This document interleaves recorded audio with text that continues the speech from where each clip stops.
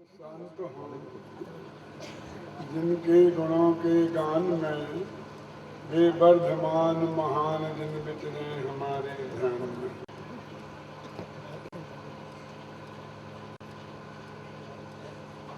दक्षिण भारत में पैदा हुए महान आचार्य कुंद कुंद देव, जिसका रहस्य, जिनके लिखे समय सार परमागम का रहस्य पश्चिम भारत में पैदा हुए हमारे पूज्य गुरुदेव श्री आध्यात्मिक सत्पुरुष कांजी स्वामी ने सारे जगत को रख के सामने रखा। और आज पूर्व भारत में इस सम्मेद शिखर तीर्थराज पर अपन संपूर्ण उत्तर भारतीयों के सामने इसकी चर्चा कर रहे हैं। इस तरह हम देखें तो सारा भारत यहाँ उपस्थित है। तीर्थराज सम्मेद शिखर और अपना ये जो संकुल बन रहा है, इसके संदर्भ में विस्तार से चर्चा मैं कल या परसों करूंगा, जब भी वो समय आएगा। संस्कार सब लोग आ जाएं, क्योंकि वो चर्चा अच्छी चर्चा है, सबके सामने हो। सम्मेद शिखर के बारे में विशेषकर आप वंदना करें, उसके पहले ही उसकी चर्चा करेंगे। आज तो जो अपना समय सार चल रहा है और सारे भारतवर्ष में अपन जहाँ जाते हैं वहाँ उसी क्रम से आगे आगे चलाते हैं। अभी अपन ने सोनागिर के पंचकल्याण के अवसर पर समय सार की 38वीं गाथा और उसके बाद के आए कलश पर व्याख्यान किया था। अब यहाँ पर उसके आगे की गाथा, उसके पहले का जो मंगलाचरण है, उसकी चर्चा भी सोनागिर में हो गई थी। तो अब जीवाधिकार की तो 39 से 43वीं गाथा तक की चर्चा अपने यहाँ आरंभ करते हैं, उसी क्रम में।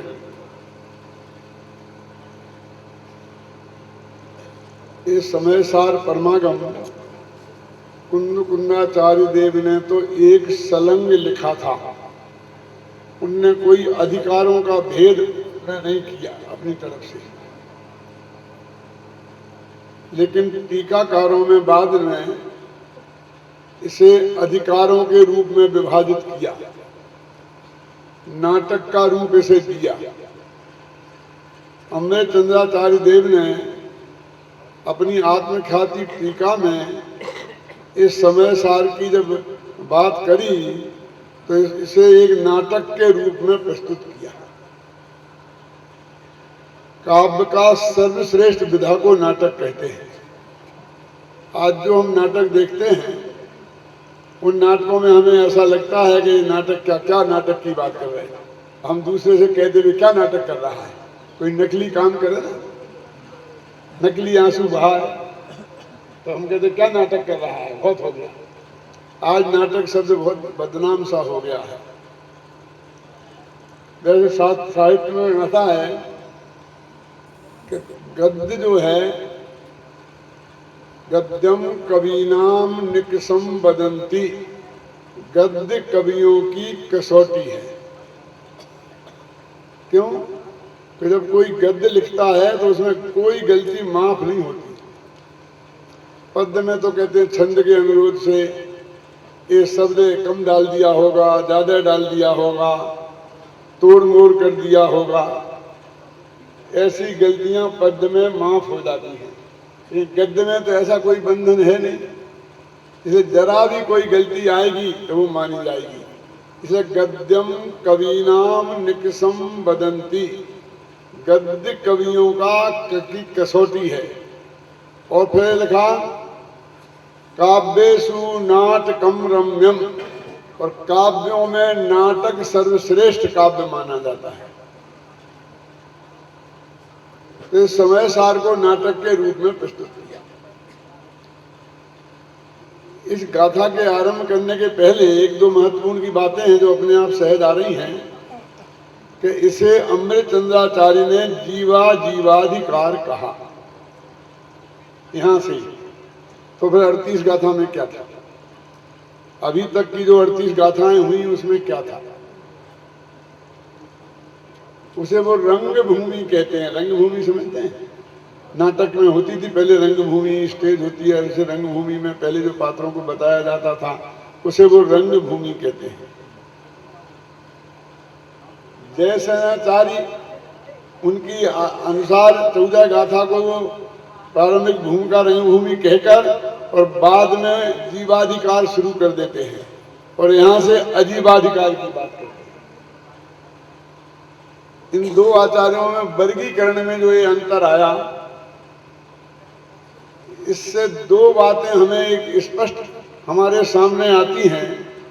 एक तो ये कि कुंद ने कोई वर्गीकरण नहीं किया था, यदि किया होता तो उसी को सर्वलोक सब आचार्य एक सा मान्य कर लेते हैं और उसमें कोई माथा मारता ही नहीं। ऐसा आगे भी हुआ, जैसे अपन 320वीं गाथा कहते हैं ना, वहां जैसे नाचार्य समाप्त कर देते हैं मोक्ष अधिकार को, और वहां भी ऐसा मतभेद है उन गाथाओं में भी। तो इससे एक बात तो ये सिद्ध होती है कि उन्होंने नहीं किया। अमृतचंद्राचार्य का दृष्टिकोण ये है कि उन्होंने शुरू की 5 गाथाओं में तो प्रतिज्ञा की, मंगलाचरण किया और अपनी बात कही कि मैं इस ग्रंथ को करने जा रहा हूं, उस समय पर समय की बात कही। फिर 6वीं और 7वीं गाथा में एक बार पूरा समय साथ दोहरा दिया, जो कुछ कहना था संक्षिप्त रुचि वालों के लिए। फिर 7वीं से लेकर 8वीं, 7वीं, 8वीं से लेकर 12वीं तक तो नयों के बारे में बात करी, क्योंकि जिन नयों की भाषा में सारा जनागम निबद्ध है उनको समझे बिना समय सार को समझना संभव नहीं है। उसके बाद जो भी बातें की, अधिकारों के नाम आए, सम्मत की परिभाषा में 13वीं गाथा में बद्ध अबद्ध की चर्चा आई, संबंध ज्ञान चारित्र की बात आई, निश्चय व्यवहार भक्ति की बात आई। ये सब कॉमन चीजें थी जिसे वो किसी अधिकार में नहीं रखना चाहते थे। 29 प्रकार के भावों से पूरा उनने भेद विज्ञान कराया, तो उनमें अजीब भी थे और आश्रफ भी थे, गुणस्थान भी थे और मांगना स्थान भी थी। तो उसे वे अजीब अधिकार कैसे कह सकते थे, आश्रफ कैसे कह सकते थे? ये उनका पूरा एक मिक्सचर मामला था। एक तरीके से 38 गाथा तक उन्होंने एक बार फिर समय सार पूरा कर दिया और अब उसके बाद अधिकारों में विभक्त करके बात करते हैं। इसलिए यहां से वो जीवाधिकार बात की बात करते हैं। जीवाधिकार की बात माने क्या? अभी तक तो सभी से भेद विज्ञान कराया था कॉमन, अब एक एक अधिकार में जीव का अजीब से भेद विज्ञान कराएंगे, जीव अजीब तत्व संबंधी भूल निकालेंगे, फिर आगे चल करके कर्ता क्रम संबंधी भूल निकालेंगे, फिर आप पुण्य पाप संबंधी भूल निकालेंगे, फिर आश्रम समय नजरा, इन सब की बात करेंगे। तो हम ये डिटेल बैठे हैं और वो क्यों गलत हैं, यहां से इस बात को वो आरंभ करते हैं। 4 गाथाएं मैं पढ़ता हूं।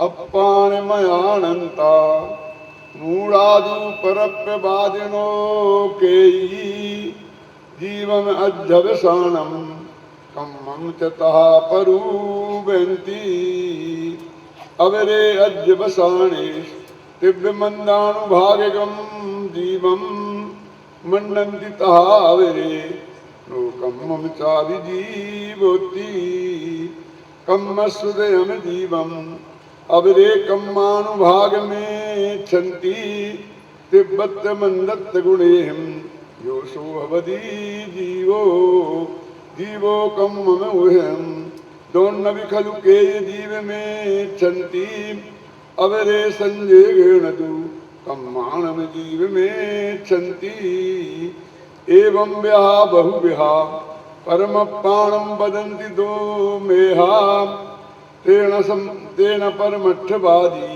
निश्चयवादी निष्ठा। ये 8 प्रकार के अज्ञानियों की चर्चा है। भारत में 9 दर्शन माने गए हैं, आप जानते हैं? कभी सुना? भारतीय दर्शन शास्त्र में 9 भेद किए हैं, जिसमें 6 वैदिक दर्शन माने जाते हैं, जिन्हें वो आस्तिक दर्शन कहते हैं, और 3 को नास्तिक दर्शन कहते हैं, जिनमें जैन, बौद्ध और चार्वाक आते हैं। उनके अपने हिसाब से नहीं है परिगणना। तो पूर्व मीमांसा, उत्तर मीमांसा, वेदांत, नैयायिक, वैशेषिक, ये सब उनके जो मत हैं, उन 8 वे मत कैसे गलत हैं और 9वां मत जो जैन दर्शन है वो कैसा सत्य है, वो इस बात में वो वहां से बात करते हैं। एक एक मत की मान्यता किस किस मत से कहाँ कहाँ ये लगे होती है, इसको सप्तदशांगी टीका में मनोहर लाल जी बर्नी ने खोला है। देखा होगा कंदल जी, मैं आपको पढ़ के सुनाता हूं तो आपको ख्याल में आएगा।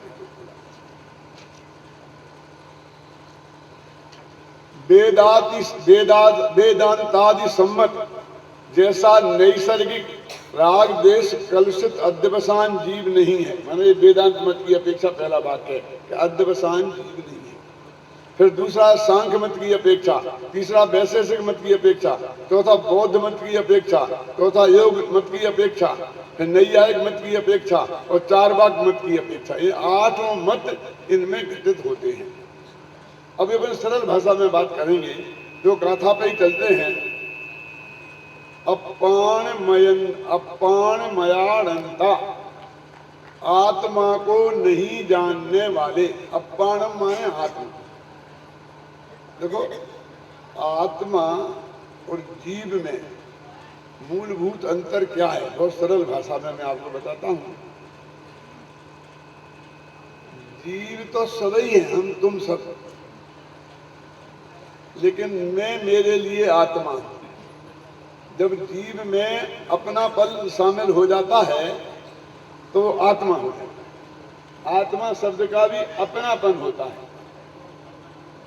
तो अपानम, अपानम माने आत्मा को, और अपानम माने अपने को, स्वयं को। अपान मयानंता, आत्मा को नहीं जानने वाले। मूढ़ा परप्यवादिनो, तो पर को ही आत्मा मानने वाले कुछ मूर्ख। तुमने कुछ शब्द किया मूर्ख शब्द का प्रयोग। मूढ़ा माने मूर्ख होता है। परप्यवादिनो, आत्मा को नहीं जानना और पर को ही आत्मा मानना। इसलिए जीवा जीवाधिकार दोनों ही हो गए। पर अजीब है, अपने आत्मा से भिन्न। जो अपने कहते हैं पर जीवों को भी अपने अजीब कहा ना, अध्यात्म की दृष्टि से, तो इस आत्मा की दृष्टि से ही बात कही। वास्तव में अजीब क्या, उसे अनात्मा कहो। दौलतराम जी ने कहा, आत्म अनात्म के ज्ञानहीन, दे दे करनी तन करन थी। तो कहते हैं परप्यवादिनो, परप्यवादिनो माने पर को आत्मा मानने वाले, यानी पर में अपनापन स्थापित करने वाले। एक जो विशेषण है कि आत्मा को नहीं जानने वाले और पर को आत्मा मानने वाले, ये 8 पे लगाना। अभी 8 गिनाएंगे कौन लोग हैं, लेकिन इनमें एक बात बिल्कुल एक सी है। कौन सी? कि वे आत्मा को नहीं जानते हैं और किसी ना किसी पर को आत्मा मानते हैं। क्या मतलब? एक तो वे होता है कि आत्मा है ही नहीं, क्या जो आत्मा की सत्ता से इनकार करते हैं। और एक वे होते हैं कि आत्मा तो है लेकिन ये शरीर ही आत्मा है, ये राग द्वेष ही आत्मा है। समझे ना? आत्मा की सत्ता से इनकार नहीं करते हैं, लेकिन आत्मा को नहीं जानकर किसी न किसी पर पदार्थ को आत्मा मान लेते हैं। वो जिन चीजों में आत्मा की खोज करते हैं वहां आत्मा होता ही नहीं। तो कहते हैं जो अपान मयानंता, आत्मा को नहीं जानने वाले, परप्यवादिनो, पर को आत्मा मानने वाले कुछ लोग जीवम अध्यवसानम, जीव और के जो अध्यवसान भाव हैं उनको आत्मा कहते हैं। अध्यवसान हुए राग द्वेष के परिणाम होते हैं। पर के लक्ष्य से जो एकत्व बुद्धि होती है वो मिथ्यात्व है, वो भी अध्यवसान है। तो आत्मा में जो मोह राग द्वेष के परिणाम होते हैं उनको बोलते हैं अध्यवसान। वे अध्यवसान को ही जीव कहते हैं। देखो ये जो है ना, हम जो सोचते हैं हमें राग गुस्सा आता है, अपने बहुत से लोग कहते हैं ना कि आत्मा क्या है, ये शरीर आत्मा नहीं है। नहीं, कौन है आत्मा? आत्मा तो आपको जो गुस्सा आता है ना, राग द्वेष अपन करते हैं, ये राग द्वेष करने वाला यही आत्मा है। अध्यवसान भावों को ही जो आत्मा मानते हैं। कुछ ऐसे हैं कि अध्यवसान भावों को और कर्मों के मिक्सचर को आत्मा मानते हैं। वे दूसरे प्रकार के माने द्रव्य में द्रव्य कर्म और भाव कर्म, इन दोनों को आत्मा मानते हैं। पीछे कहा था ना, द्रव्य कर्म भाव कर्म और नो कर्म से रहित जो भगवान आत्मा है। तो वे द्रव्य कर्मों को मतलब एक कर्म को ही आत्मा मानते हैं। अध्यवसान माने भाव कर्म और द्रव्य कर्म, दूसरे वो हैं। तीसरे कौन है कि नो कर्म माने ये शरीर। ये द्रव्य कर्म भाव कर्म और नो कर्म का थोड़ी परिभाषा सरल भाषा में समझ लो तो ये सब बात समझने में सुविधा रहेगी। ये ज्ञानावरणादि 8 कर्म है ना, जो तो नाम आपने सुने होंगे। इतना तो मैं मान के चलता हूँ ऐसा कोई आदमी यहाँ नहीं है जिनने कर्मों की बात 8 कर्मों के नाम में सुने जाने हो। याद भले ही ना हो लेकिन सुने तो है ना। तो उन 8 कर्मों का जब उदय आता है तो उसका फल 2 तरह से मिलता है।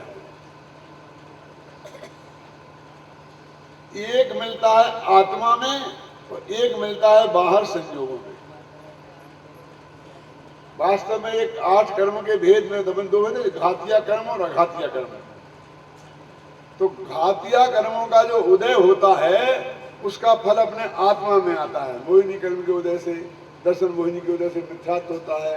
सात मोहिनी के उदय से 25 कसाएं होती हैं, राग द्वेष होते हैं। ज्ञानावरणी के उदय से अज्ञान होता है। दर्शनावरणी के उदय से अदर्शन होता है। अंतराय के उदय से बीज की कमी होती है। ये सब आत्मा में हुई ना अंदर। और अघातिया कर्मों के उदय से संयोग में फलते हैं। ये स्त्री पुत्र मकान जायदाद रुपया पैसा नगर देश गांव ये शरीर, ये सब हमें अघातिया कर्म के उदय से मिले। ये शरीर नाम कर्म के उदय से मिला है। ऊंचा गोत्र मान लो गोत्र कर्म के उदय से मिला है। इसमें हम रहते हैं वो आयु कर्म की वजह से रहते हैं। और भी अनुकूल प्रतिकूल संयोग है वो साता साता वेदनी कर्म के संयोग से मिलते हैं। तो अघातिया कर्म का फल है संयोग और घातिया कर्म का फल है आत्मा में उत्पन्न होने वाले विकार। तो जो घातिया कर्मों का फल है उसे बोलते हैं भाव कर्म, क्योंकि वो आत्मा के भावों में फलता है ना। और इसे बोलते हैं नो कर्म। जो अघातिया कर्मों के उदय से हमें प्राप्त हुआ है उसका सबका एक नाम क्या है? नो कर्म। तो उसमें कौन कौन हो गया? शरीर से शुरू होता है। शरीर स्त्री पुत्र मकान जायदाद रुपया पैसा नगर देश गांव और सारी दुनिया। लेकिन इनमें सारे गेय पदार्थ नहीं आए। क्यों? कि जो हमारा जिनके प्राप्ति में हमारा कर्म का उदय निमित्त हो वो ही नो कर्म कहलाएंगे। तो आप तो सारी दुनिया गिना दी। ये कहते शरीर तो ठीक है, स्त्री भी मान लेते पुत्र भी मान लेते मकान भी मान लेते अपना, लेकिन तुम तो कहते नगर देश गांव। क्यों? तो ये देश भी हमारा है कि हाँ भाई साहब मैं आपसे पूछता हूं कि आपके भारतवर्ष में जन्म होना आपके पुण्य का उदय का काम नहीं है? यदि इराक में पैदा हो गए होते तो अभी क्या हालत होती? अफगानिस्तान में पड़ोस में पैदा हो गए होंगे तो ये भी हमारे पुण्य के उदय का फल है। और जो हम ऐसी जगह पैदा नहीं हुए वो होते वहां तो वो पाप का फल होता। तो जो भी हमारे पुण्य पाप के उदय में हमें प्राप्त हुआ है उस सबको यदि हमें एक नाम देना है तो उसका नाम है नो कर्म। अब उसमें मुख्य है शरीर। शरीर मुख्य क्यों है? इसलिए है कि ये मेन पिलक है। ये बाह्य पदार्थों से हमारे संबंध जो जुड़ते हैं वो ये सब शरीर के माध्यम से जुड़ते हैं। ब्रह्म के नाम पर मुख्य रूप से शरीर को लिया है और गौण रूप से सारी चीजों को लिया है। तो तीसरे प्रकार के लोग कौन हैं? जो ये कहते हैं कि नो कर्म ही जीव है, वे शरीर में एकत्व बुद्धि वाले लोग हैं। क्या ख्याल में है? शरीर ही मैं हूं। शरीर में विद्यमान जो भगवान आत्मा है उसे तो वो जानते नहीं है, और शरीर उन्हें दिखाई देता है तो वो शरीर में ही अपनापन स्थापित कर लेते हैं। तो तीसरे प्रकार के अज्ञानी वो है। पहले प्रकार के कौन थे? जो अद्वसान माने मोह राग देश के भावों को आत्मा मानते थे। दूसरे प्रकार के कौन थे? ज्ञानामरणादि कर्म और भाव कर्म दोनों के मिक्सचर को आत्मा मानते थे। तीसरे प्रकार के कौन हैं? जो नो कर्म को आत्मा मानते। अंत तो करता तो वही तीन आ गए ना, द्रव्य कर्म और भाव कर्म और नो कर्म, है ना। कम्मस्वदयम चौथे वे हैं जो कर्म के उदय को जीव मानते हैं, और उसके आगे वाले हैं कि कर्म के अनुभाग को जीव मानते हैं ना। कम्मस्वदयम जीवम अवरे कम्मानुभाग मिच्छन्ति। और कोई तीव्र मंद उदय जो अनुभाग आता है ना, तो वैसे वैसे हमारे परिणाम होते हैं, तो वो समझते जीव है, यही जीव है, यही जीव है। जीवो कम्मम उभयम। कुछ लोग ऐसे हैं कि जीव और कर्म इन दोनों को मिला हुआ एक मानते हैं, और कुछ लोग अकेले कर्मों को मानते हैं। ऐसे बहुत प्रकार के परमपाणम वदंत दुर्मेधा, दुर्मेधा मान खोटी बुद्धि वाले जीव, उनको आत्मा कहते हैं। वे परमार्थवादी नहीं हैं, ऐसा निश्चय नए के जानकारों ने कहा है। ये गाथा का सीधा सच्चा अर्थ है। देखो, इसकी गहराई में तो अपन पढ़ लेंगे, लेकिन मैं एक आपको एक बहुत मार्मिक बिंदु बताता हूं, जो इतना याद रख लोगे तो इन 5 गाथाओं का 4 गाथा दे, एक अगली 1 गाथाओं का भाव तुम्हारे ख्याल में आ जाएगा। उस सामने वाले का एक ही तर्क है। वो ये कहता है ये चीजें जीव हैं कि क्यों? कि इससे अलावा हमें कोई जीव दिखाई नहीं देता। एक तर्क है। हमने जिंदगी टीका में ये बात लिखी है कि वो क्या कहते हैं अज्ञानी, कि हमें शरीर के अलावा कोई अपना फात्मा आज तक तो दिखा नहीं। तुम्हें दिखाओ तो बताओ, या तुम राग देश को, राग देश के अलावा तो हमें कोई आत्मा दिखा नहीं, तुम्हें दिखाओ तो बताओ। एक ही तर्क है, और वो तर्क क्या है? कि हमें ये आत्मा आज तक दिखाई दिया नहीं। इनके अलावा तो जिसको जो दिखा उसने उसको आत्मा मान लिया। मोक्ष मार्ग प्रकाशक में 76 पेज के नीचे की 5वीं पंक्तियों में आप देखेंगे, 76 पेज से वो प्रकरण शुरू हुआ है, 80 पेज की नीचे की पंक्तियों में होगा कि उसमें टोडरमल जी ने ये प्रश्न किया कि भाई ये जो सैनी पंचेंद्रीय जीव है ना, इनने शरीर को आत्मा मान लिया, ये तो हमारी समझ में आता है, क्यों इन्हें ये दिखाई दिया, गुरुओं ने समझाया और मान लिया। लेकिन ये एक इंद्रिय है, उस वो भी देह में एकत्व बुद्धि करता है, वो भी राग में एकत्व बुद्धि करता है, ये कैसे हो सकता है? और मिथ्या दृष्टि तो वो भी है। तो टोडरमल जी से ऐसा प्रश्न किया, तो उन्होंने उत्तर दिया कि अनादि से इस आत्मा को इंद्रिय ज्ञान है। उन्हीं के शब्द हैं ये, इंद्रिय ज्ञान है माने इंद्रियों के माध्यम से ही ये ज्ञान का उपयोग करता रहा है। इन इंद्रियों के माध्यम से भगवान आत्मा तो दिखाई देता नहीं है, ये पुद्गल ही दिखाई देता है, क्योंकि रूप रसगंध स्पर्श वाला पुद्गल ही ख्याल में आएगा ना। तो इंद्रियों के माध्यम से ही देखता है, आंख गड़ा गड़ा के देखता है तो रूप रस ही तो दिखेगा, करना ना। इसलिए इसे आत्मा तो दिखाई नहीं दिया, तो शरीर को कैसे मान लिया? कि शरीर ही दिखाई दिया, स्पर्श इंद्रिय से स्पर्श है ना, तो शरीर का ज्ञान में आया। तो जो ज्ञान का ज्ञेय बना, श्रद्धा गुण का ये नियम है कि जो ज्ञान का ज्ञेय बनेगा वह किसी ना किसी में अपनापन स्थापित करता ही है। तो आत्मा नहीं दिखा तो उसने उसी में अपनापन स्थापित किया। ये श्रद्धा गुण की एक खास विशेषता है कि कोई ना कोई उसे अपना चाहिए, असली नहीं हो तो नकली चाहिए।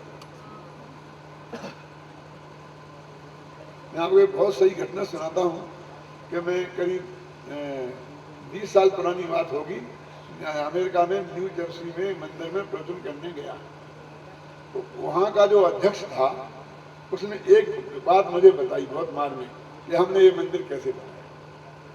बता भाई कैसे बनाया? बोले हमारा एक लड़का हमसे बोला कि पापा अपना तो कोई चर्च है नहीं और अपनी कोई प्रेयर भी नहीं है, तो मेरे सारे दोस्त संडे को चर्च जाते हैं, प्रेयर करते हैं, तो मैं उनकी चर्च में जाके प्रेयर कर लूं तो क्या दिक्कत? अपना होता तो मैं अपने में चलता। तो हमें विकल्प आया कि भैया हम अपने मंदिर नहीं बनाएंगे तो हमारे बच्चे चर्चों में जाए बिना रहेंगे नहीं। क्यों? उसका रहस्य मैं आपको बताता हूं कि जैसे बच्चे को एक मम्मी चाहिए, एक पापा चाहिए, समझे? यदि ये नहीं हो तो वो बहुत कमी महसूस करता है। एक अपना घर चाहिए। हर बच्चे के पापा स्कूल में लेने बच्चे को आते हैं गाड़ी से। यदि किसी बच्चे का पापा नहीं आवे, मम्मी आवे, तो सब बच्चे पूछते हैं तेरा पापा नहीं है। तो उसे बहुत खटकता है कि मेरा पापा नहीं है। वो माँ से पूछता मम्मी मेरा पापा कौन है? क्यों क्या करना? कि वो लेने नहीं आए ना, कि मैं आई ना, तुझे क्या करना? आ गई ना? कि नहीं। ये सब बच्चे पूछते हैं कि तेरा पापा नहीं है, पापा कौन? उसे एक पापा चाहिए। मम्मी पापा का काम कर दे ये नहीं चलेगा, उसे एक मम्मी भी चाहिए, ये अपना घर भी चाहिए, गाड़ी भी चाहिए। तेरे पापा गाड़ी से आते हैं और तेरे पापा स्कूटर से आते हैं तो वो बहुत हीन भावना का अनुभव करता है।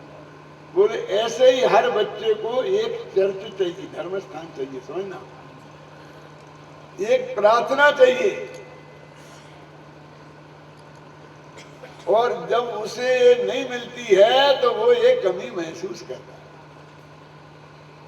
कोई ना कोई अपना चाहिए उसे, फिर वो नहीं जाएगा, फिर ये नहीं पूछेगा सच्चा कौन है झूठा कौन है।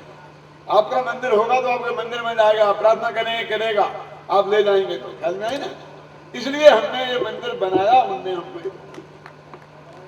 मैं आपसे ये कहना चाहता हूं कि आत्मा में एक श्रद्धा नाम का गुण है, उसका एक काम है कि किसी को अपना माने ही माने, इसके बिना वो कभी रह ही नहीं सकता। अब किसको मानेगा? जो जानने में आएगा उसको ही तो मानेगा क्या? जो जानने देखने में नहीं आया उसे वो कैसे मान लेगा? तो अनादिकाल से इसने इंद्रिय ज्ञान का प्रयोग किया और इंद्रिय ज्ञान से पुद्गल ही जानने में आया, और पुद्गल का सबसे नजदीक का पुद्गल ये शरीर है। इसलिए इसने शरीर को अपना मान लिया। इस टोला में जीने के बाद मैं इसे एक उदाहरण देकर समझाता हूं। एक गाय बछड़े देती है ना, तो जब बछड़ा पैदा होता है तो वो अपनी माँ को पहचानता है क्या?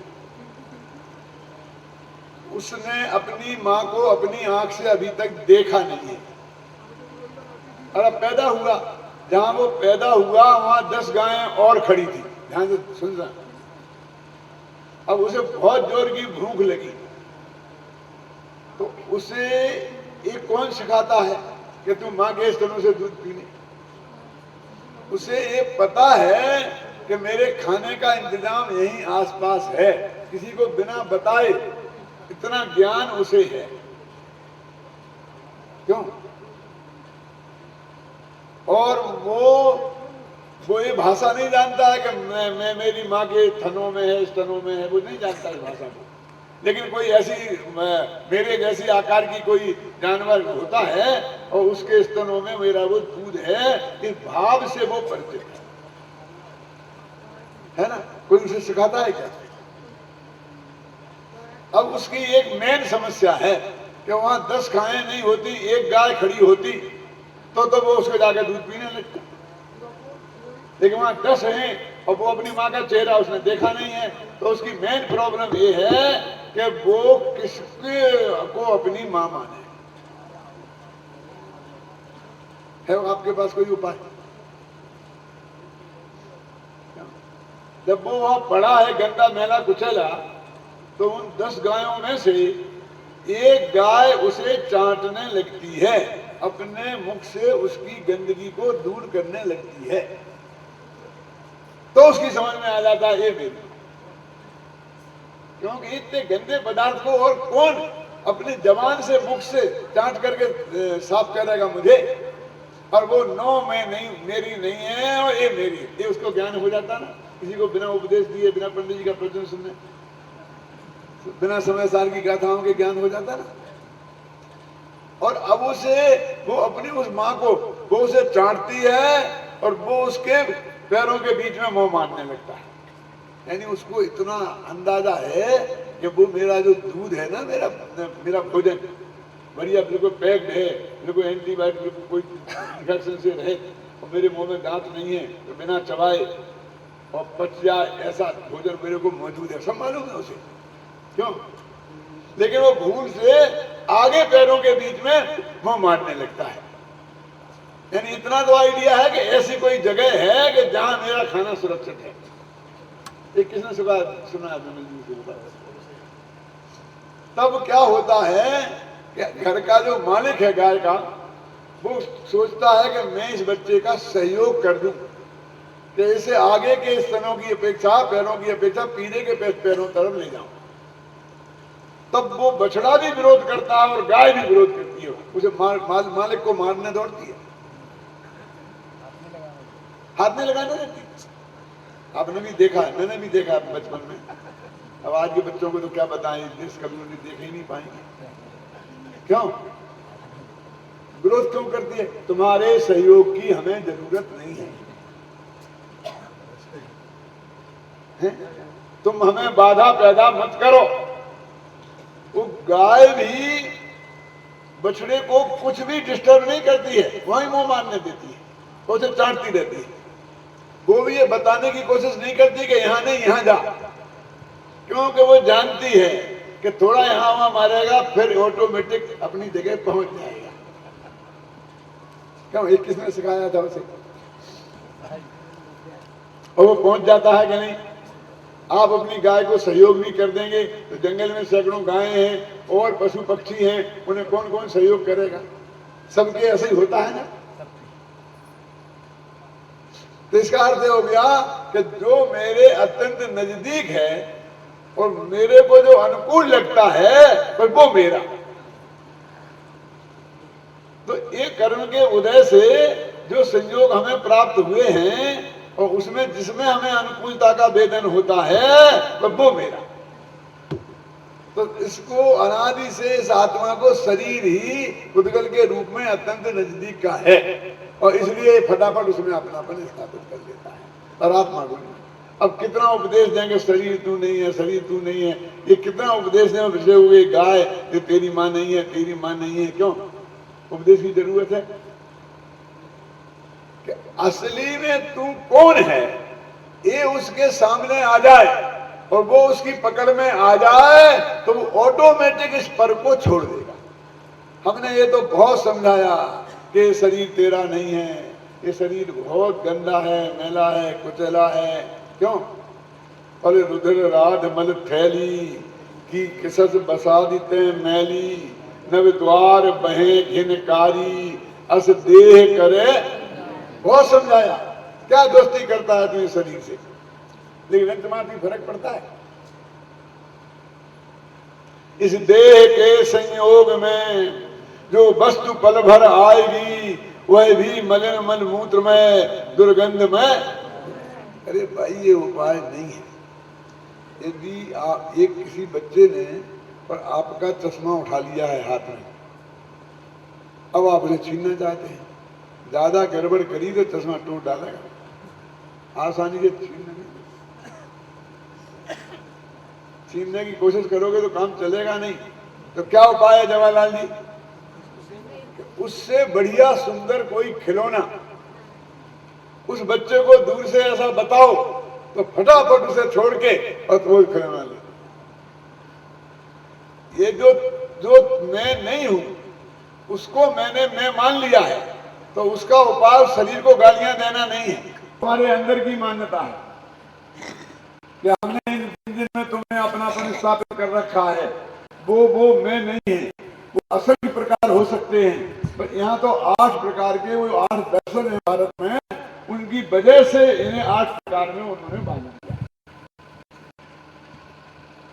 तो मैं क्या तर्क दिया है उसने? सबने वही तर्क दिया, क्योंकि हमें शरीर के अलावा, कर्मों के अलावा, राग देश के अलावा क्या कोई आत्मा फात्मा दिखाई देता नहीं। इसलिए हम कहते हैं कि यही आत्मा है। ये नहीं कहते इसलिए हम कहते कि आत्मा नहीं है। ये भी कह सकते थे ना कि हमें आत्मा दिखाई देता नहीं है इसलिए हम कहते हैं कि आत्मा है ही नहीं। ऐसा नहीं कहा। आत्मा है, कैसे कोई कह सकता है कि मैं नहीं हूं? अपने अस्तित्व से इनकार कौन कह सकता है? आप कौन है? क्यों ऐसा हम पूछें तो कहे मैं कोई नहीं हूं, ऐसा जवाब कोई देगा? ठीक है, कोई कहे जैन हूं, कोई कहे दिगंबर हूं, कोई कहे श्वेतांबर हूं, कोई कहे कि मैं व्यापारी हूं, कोई अपना नाम बता दे। क्यों? वो जो भी होगा वो बता देगा, लेकिन मैं नहीं हूं ऐसा नहीं। तो कहते इनके अलावा हमें कोई आत्मा दिखाई नहीं देता इसलिए आत्मा नहीं है। आचार्य कहते भैया यदि तुम्हें इससे अलावा नहीं दिखाई देता है तो तुम अपनी आंखों का इलाज करो। तो बहुत मार्मिक बात है। एक है ना, अभी आप सबको दिखाई दे रहा है, एक आदमी फिल्म बना रहा, जीवन दे रहा, अरे कोई क्या मुझे दिखाई नहीं देता? ये है ना, देखो ना, ये है ना, मुझे तो नहीं देखता, मुझे तो नहीं देखता, मुझे तो नहीं देखता। तो क्या करें? नहीं दिखता तो देती ये न्याय है कि तू चश्मा लगा, तू मोतियाबिंद का ऑपरेशन का क्या इलाज? कि इस जगत में तेरे को आत्मा नहीं दिखता है, तुझे जो दिखता है उसे आत्मा मान लेगा, ये कोई न्याय है? मैं बहुत पहले सोमनगर में रहता था, मध्य प्रदेश में है, तो मैं भजन करता था, तो एक बहुत बुजुर्ग मेरे श्रोता थे परमानेंट, लेकिन वो स्वामी जी को नहीं मानते थे, स्वामी जी के विरोधी थे, मैं मानते थे। रोजाना मेरी नौक झोंक उनसे होती थी, लेकिन जवाहरलाल जी आपको नाम भी बता दूंगा घबरा में, तो वो रोजानी होती थी मेरी उनसे, लेकिन उन्हें मेरे प्रश्न सुनने में चैन नहीं पड़ती थी, किसी का अच्छा नहीं लगता था। तो जब भी कोई बात आती तो वो ये कहते, ये बात जो आप कह रहे हो हमने तो किसी शास्त्र में नहीं देखी। उनका एक परमानेंट था, हमने तो किसी शास्त्र में नहीं देखी आज तक। मैंने कहा इसमें इसमें मेरी क्या गलती है? इसमें शास्त्र की क्या गलती है? तो मैंने नहीं देखी। तो देखो मैं तो तुम्हें शास्त्र निकाल के दिखा रहा हूं ना, तो मेरे शास्त्र में लिखा है। अब तुमने आज तक ये नहीं देखी, इसमें मेरी क्या गलती है? तुमने नहीं देखी, इसे जगत में वो चीज है ही नहीं, ये तो कोई न्याय नहीं है ना, ये तर्क देना। ऐसा तो होता है कैसा कि कोई चीज हो और हमें दिखाई ना दे, लेकिन ऐसा नहीं होता है कि कोई नहीं हो और हमें दिखाई दे जाए। क्यों? समझ में? उसका ये तर्क है कि हमें दिखाई नहीं देता इसलिए जो दिखाई देता हम तो उसको जीव माने, उसमें अपनापन स्थापित। एक सिद्धांत का इतना गहरा है संबंध, आप इसकी कल्पना नहीं कर सकते हैं। थोड़ा अंदाजा लगाने के लिए मैं आपको बोलता हूं, किसी के बाल बच्चे नहीं होते हैं, माने पति पत्नी हैं और बच्चे थे, पैदा ही नहीं हुए, डॉक्टरों से बहुत इलाज कराया, ना कोई संभावना नहीं है, डॉक्टरों ने कह दिया नहीं है। तो अब उनके बच्चे नहीं है ना, लेकिन उनकी ये श्रद्धा अंदर में है कि मैं हूं तो मेरे बच्चे होना ही चाहिए, नहीं तो मैं अधूरा। क्यों, है कि नहीं? हजारों जीवों की ऐसी श्रद्धा है कि नहीं? सारी जिंदगी पाप करते हैं, पाप भी जोड़ जोड़ के किसी को भी एक को वो दे जाने के लिए तड़पते हैं, जिसे भी अपना कह सके। क्यों?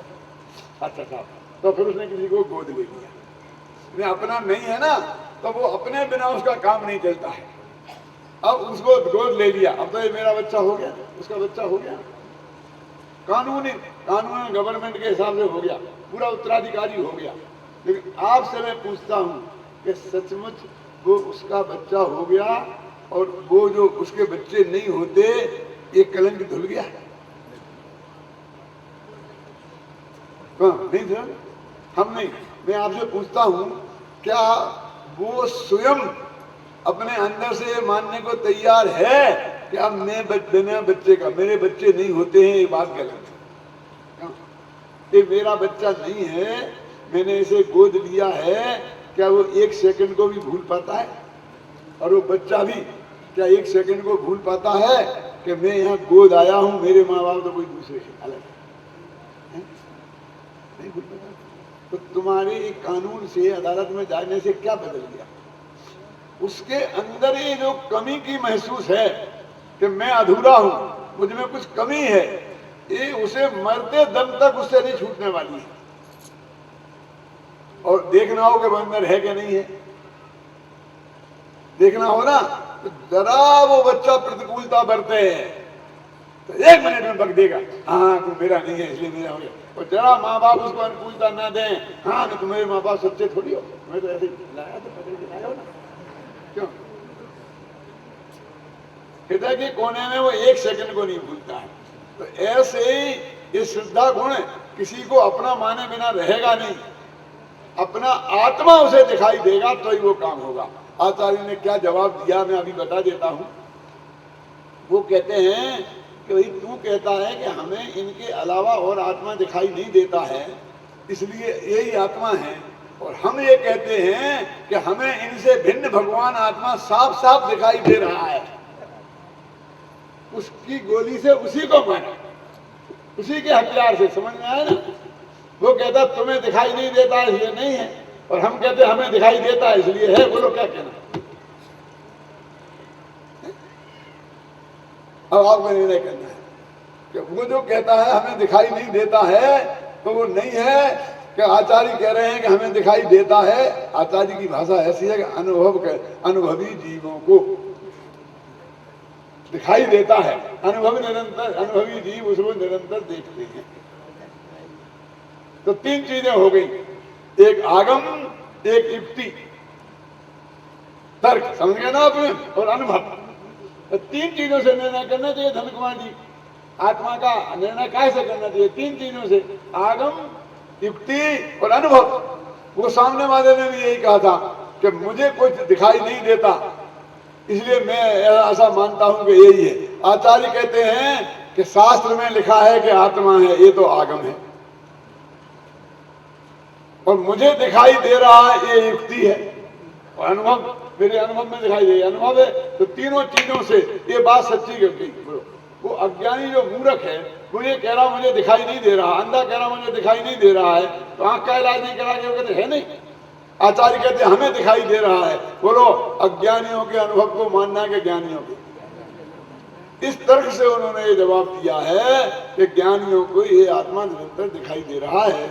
इसकी विशेष चर्चा फिर अपना अगले व्याख्यान में।